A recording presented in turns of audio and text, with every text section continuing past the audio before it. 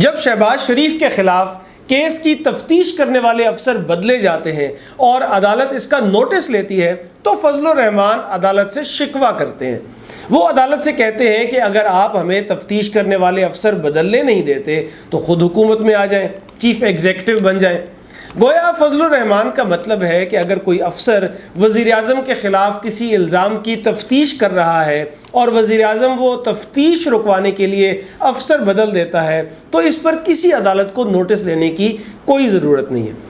ویسے تو جیسے فضل الرحمان عدالت سے کہتے ہیں کہ آپ خود حکومت میں آ جائیں، اسی طرح حکومت سے بھی کہا جا سکتا ہے کہ تفتیشی افسر بدلنے کے بجائے تفتیش کے یہ ادارے اور عدالتیں ہی ختم کر دیں۔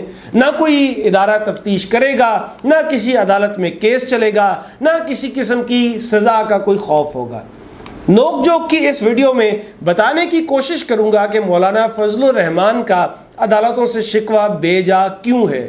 میں ہوں عمیر محمود اور مولانا فضل الرحمان کو یاد دلانا چاہتا ہوں کہ یہ عدالتیں ہی تھیں جنہوں نے موجودہ حکمرانوں کو اس وقت ریلیف دیا جب وہ اپوزیشن میں تھے۔ ایک سزا یافتہ مجرم کو علاج کے لیے ملک سے باہر بھیجنے کا فیصلہ بھی عدالتوں کا ہی تھا۔ شہباز شریف اور حمزہ شہباز پر رمضان شوگر مل کے لیے غیر قانونی طور پر نالہ تعمیر کرانے کا کیس ہے، منی لانڈرنگ کا کیس ہے۔ ان کیسز میں دونوں کو ضمانت عدالتوں سے ہی ملی ہے۔ آشیانہ ہاؤسنگ اسکیم کیس میں بھی شہباز شریف کو عدالت سے ضمانت پر رہائی ملی۔ شہباز شریف اور 16 ملزموں کے خلاف صاف پانی کیس بھی بنایا گیا تھا۔ اس کیس میں تو عدالت نے 16 کے 16 ملزم بری کر دیے اور فیصلے میں لکھا کہ بدعنوانی یا قوانین کی خلاف ورزی کا کوئی بھی الزام درست نہیں پایا گیا۔ LNG کیس میں شاہد خاقان عباسی کو بھی ضمانت پر رہائی عدالت نے ہی دی۔ LNG کیس میں ہی مفتاح اسماعیل کو بھی ضمانت پر رہائی عدالت نے دی اور عدالت نے اپنے فیصلے میں لکھا کہ ایسا کوئی مواد سامنے نہیں لایا گیا جو مفتاح اسماعیل کا تعلق بادی النظر میں جرم سے جوڑے۔ نیب نے جو خزانے کو نقصان کا تخمینہ لگایا وہ مفروضے پر مبنی تھا۔ Narowal sports city complex case میں احسن اقبال کو بھی ضمانت پر رہائی ملی۔ سعد رفیق اور سلمان رفیق کو تو ضمانت پر رہا کرتے ہوئے سپریم کورٹ نے نیب کی ٹھیک ٹھاک سرزنش کی، ڈانٹ پلائی نیب کو۔